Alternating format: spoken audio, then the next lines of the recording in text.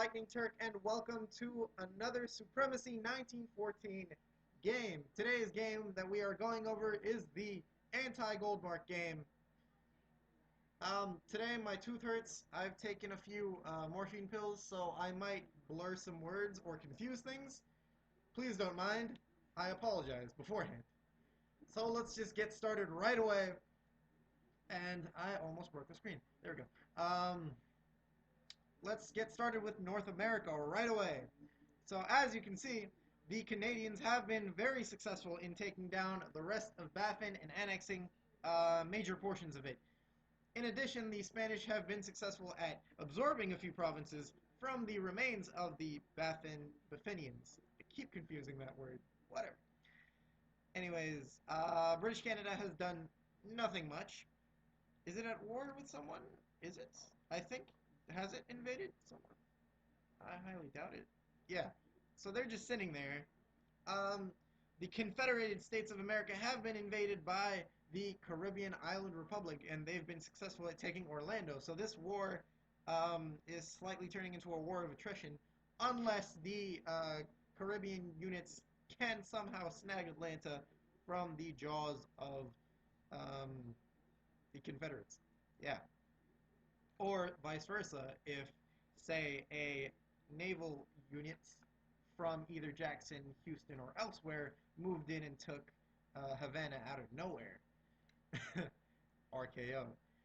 TKO? RKO. RKO. Moving further south, we can see that the Chilean-Brazilian alliance has indeed decimated the majority of South America, and all that is left, aside from those two nations, is the small little AI nation of Peru.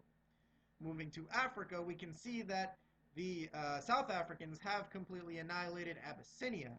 So things are increasing in scope. Things are turning into large-scale world wars, and it's starting to get very, very exciting and very, very dangerous for nations that are not militarily tough or strategically sound. Yeah. Moving to just the Spanish Empire, Spain now has exactly a third of Africa and just holds it with a tight grip, as well as all of this in Asia.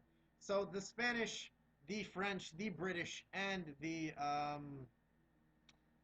Norwegians have been successful at just moving east and decimating the remains of the Indo-Chinese and Chinese nations.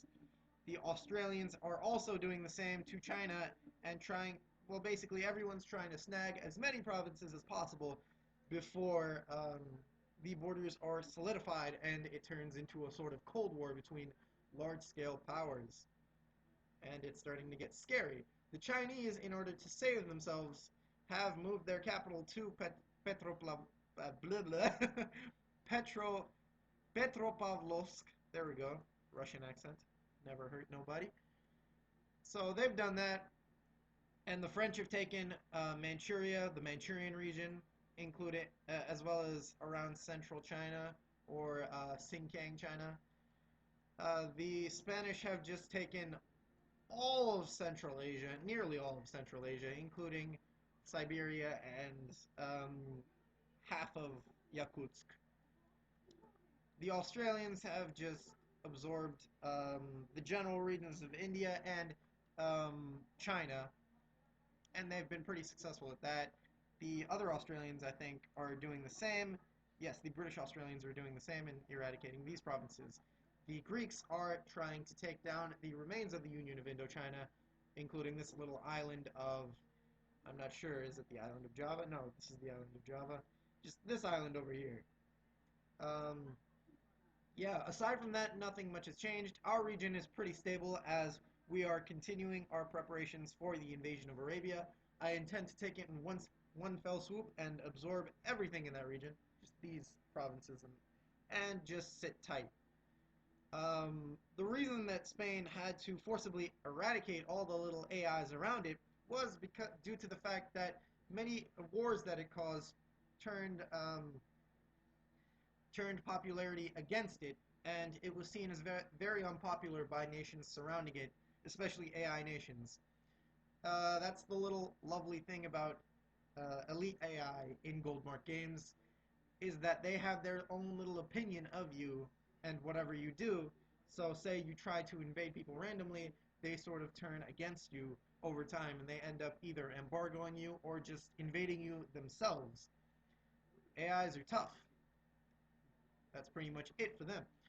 And that's pretty much it for the general recap of the game in the few days. I try to pace it so that I don't want to have like 2 minute videos and 2 minute updates. I want to have a solid 5 minutes or a solid 8 minutes in certain times. But I will continuously upload. And again, I apologize for babbling or confusing words or stuttering or things of that nature, because I am sort of on um, uh, crap. I'm on medication for removal of my lovely little wisdom teeth, and it was very painful, and it's still painful, and I'm tired, and speaking hurts.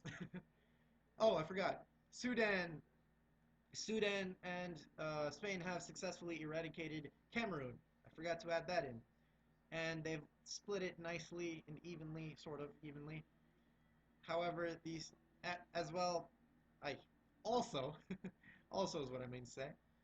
Also, I gave my province of Mut to the Sudanese because I feel that they deserved it more than I did. They were able to bombard the forces, while my little sly ass just went in there with a small little unit and absorbed it. So I feel like that's a bit disrespectful in my opinion, and I gave it to them. Yes. Hopefully we can get through this game, because it's getting more and more exciting. And if I can just take down Arabia, I can defend and produce a solid defense for my little Ottoman Empire, my little Neo-Ottoman Empire. So, thank you all for watching. If you enjoyed it, like and subscribe, of course. And peace. Have a great day.